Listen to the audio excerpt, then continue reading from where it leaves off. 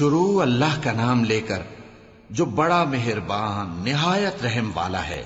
دن کے وقت تو تمہیں اور بہت سے شغل ہوتے ہیں، تو اپنے پروردگار کے نام کا ذکر کرو اور ہر طرف سے بے تعلق ہو کر اسی کی طرف متوجہ ہو جاؤ۔ وہی مشرق اور مغرب کا مالک ہے، اس کے سوا کوئی معبود نہیں، تو اسی کو اپنا کارساز بناؤ۔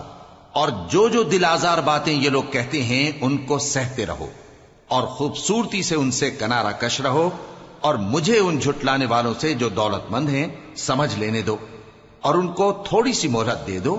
کچھ شک نہیں کہ ہمارے پاس بیڑیاں ہیں اور بڑی زبردست آگ ہے، اور گلے میں اٹکنے والا کھانا ہے، اور درد دینے والا عذاب ہے۔